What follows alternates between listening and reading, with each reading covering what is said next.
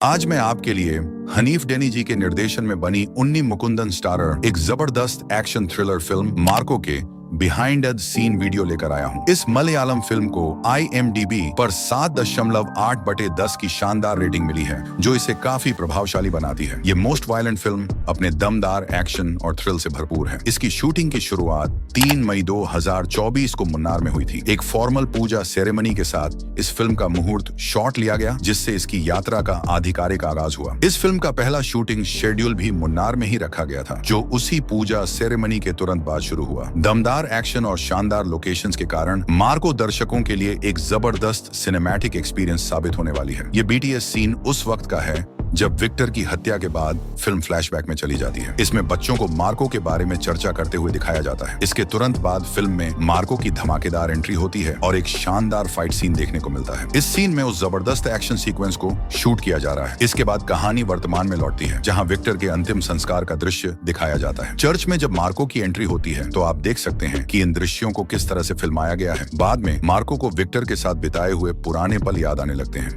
वह समय जब दोनों ने साथ बैठकर सिगार का आनंद लिया था। इसके अलावा एक ऐसा लम्हा भी सामने आता है जब विक्टर की आंखें खराब होने के बावजूद मार्को ने उसे गाड़ी चलाना सिखाया था। विक्टर के मर्डर की गुत्थी सुलझाने में पुलिस नाकाम रहती है। ऐसे में मार्को रसेल के साथ मिलकर खुद ही सच्चाई तक पहुंचने का फैसला करता है। उनकी खोज उन्हें एक पब तक ले जाती है और यहीं से कहानी में एक नया मोड़ आता है। असल में इस फिल्म में जो पब दिखाया गया है, उसके लिए खास तौर पर एक अनोखा सेट तैयार किया गया था, जिसे आप यहाँ देख सकते हैं। इसी जगह पर एक जबरदस्त फाइट सीन फिल्माया गया, जिसने कहानी में जबरदस्त रोमांच भर दिया। यह एक्शन सीक्वेंस फिल्म के दूसरे शेड्यूल में शूट किया गया था और इसे बेहतरीन बनाने के लिए खास प्लानिंग की गई थी। फिल्म में आगे जब मार्को उन्नी मुकुंदन रसल के साथ जा रहा होता है, तभी उसे पता चलता है कि विक्टर की हत्या किसी और ने नहीं बल्कि खुद रसल ने की है। इसके तुरंत बाद रसल उसे पकड़ लेता है और एक घने जंगल की ओर ले जाता है। जंगल में गाड़ियों के आने का जो जबरदस्त सीन फिल्म में दिखाया गया है, उसे बहुत ही शानदार तरीके से शूट किया गया था। इसी सीक्वेंस के दौरान एक दमदार फाइट सीन भी देखने को मिलता है, जिसके लिए खास सेटअप तैयार किया गया था। इस जंगल वाले फाइटिंग सीक्वेंस की शुरुआत में रसल जब मार्को के दाहिने हाथ अनवर का एक हाथ काटता है, तो असल में उस हाथ को प्रोस्थेटिक्स की मदद से तैयार किया गया था और इसे अनवर के हाथ पर फिट किया गया था। इस दौरान जब हाथ काटा जाता है, तो जो खून मार्को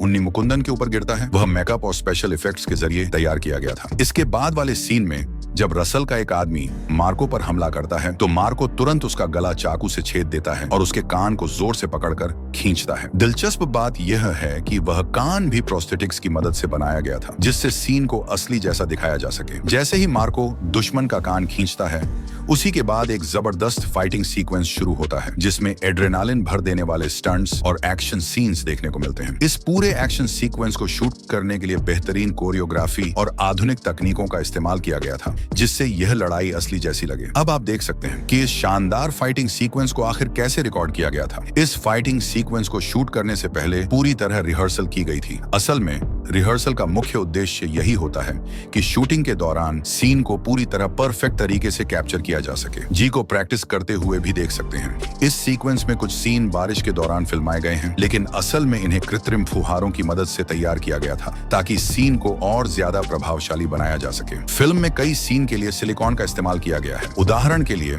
इस हाथ को सिलिकॉन से तैयार किया गया है। इसके अलावा पेट फटने और गला कटने जैसे दृश्यों को भी सिलिकॉन की मदद से रियलिस्टिक लुक दिया गया था। किसी भी सीन को परफेक्ट बनाने के लिए अभ्यास जरूरी होता है। यहाँ आप देख सकते हैं कि फाइट सीक्वेंस की किस तरह से रिहर्सल की गई थी। इसी तरह पूरे फाइटिंग सीक्वेंस के दौरान जो फॉग या धुआं नजर आता है, उसे मैन्युअली इस तरह से तैयार किया जाता था और फिर बड़े बड़े पंखों की मदद से हवा में फैलाया जाता था। फिल्म में आगे जब मार्को ईशा को ढूंढते हुए टोनी के गेस्ट हाउस तक पहुंचता है, तो वहां एक धमाकेदार फाइटिंग सीन देखने को मिलता है। ये BTS उसी सीन का है। यहाँ मार्को सभी गुंडों से भिड़ता है और उन्हें ढेर कर देता है। जब वह छत पर पहुंचता है, तो उसे एहसास होता है कि ईशा वहां नहीं है। इसके बाद मार्को चालाकी से टोनी का एक हाथ काटकर एक घातक जाल बिछाता है, जिससे टोनी की मौत हो जाती है। यहीं से फिल्म के असली विलेन साइरस की एंट्री होती है। साइरस आते ही अपने पूरे गैंग के साथ मार्को के घर पर हमला बोल देता है। इस BTS में आप देख सकते हैं कि साइरस के हमले वाले सीन्स को किस तरह फिल्माया गया है।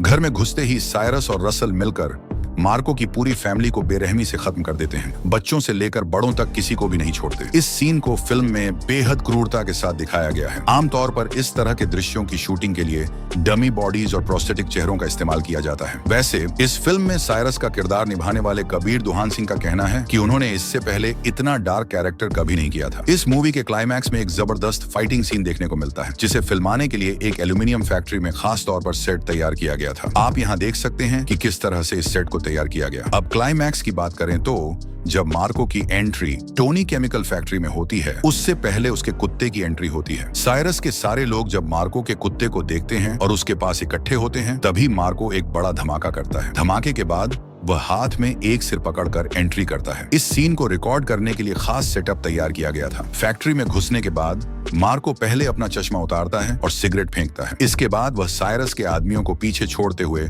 ऊपर की ओर भागता है, सीधे साइरस को मारने के लिए। इस पूरे सीन को फर्स्ट पर्सन व्यू में शूट करने के लिए विशेष तकनीक का इस्तेमाल किया गया था। इसके बाद मार्को यानी उन्नी मुकुंदन का साइरस की ओर छलांग लगाने वाला सीन शूट किया गया। इस स्टंट को पूरी सेफ्टी के साथ हार्नेस बांधकर फिल्माया गया। इसके बाद ही साइरस और उसके लोगों के साथ मार्को की जबरदस्त फाइट देखने को मिलती है। यहाँ आप देख सकते हैं कि फिल्म में दिखाए गए इस एक्शन सीक्वेंस को किस तरह शूट किया गया था। इसी सीन में मार्को को एक हाई कैलिबर गन से साइरस के आदमियों पर गोलियां बरसाते हुए दिखाया गया है। ये सीन भी VFX और CGI की मदद से और भी शानदार बनाया गया था। साइरस के लोगों को खत्म करने के बाद मार्को ऊपर से छलांग लगाकर साइरस और रसल दोनों का काम तमाम कर देता है और फिर अपने कुत्ते के साथ फैक्ट्री से बाहर निकलता है। वैसे शर्टलेस सीन को शूट करने से पहले उन्नी मुकुंदन अच्छी खासी एक्सरसाइज करते थे, ताकि शूटिंग के वक्त उनकी मसल्स और भी उभरी हुई दिखें। इस मूवी में जिस टोनी केमिकल फैक्ट्री को दिखाया गया है, असल में वह कुंदरा की एल्यूमिनियम इंडस्ट्री है। उन्नी मुकुंदन फिल्म्स और क्यूब्स एंटरटेनमेंट के प्रोडक्शन में बनी यह फिल्म अब तक की सबसे वायलेंट फिल्मों में से एक मानी जा रही है। वैसे एनिमल, किल और मार्को, इन तीनों फिल्मों में से आपको सबसे ज्यादा वायलेंट कौन सी लगी? कमेंट बॉक्स में जरूर बताइए। और हाँ, मार्को मूवी के इस बिहाइंड द सीन वीडियो के बारे में आपकी क्या राय है? कमेंट करके बताना मत भूलिए। अगर वीडियो पसंद आया हो तो इसे लाइक करें और अगर आप चैनल पर नए हैं तो सब्सक्राइब करके बेल आइकन दबा दें।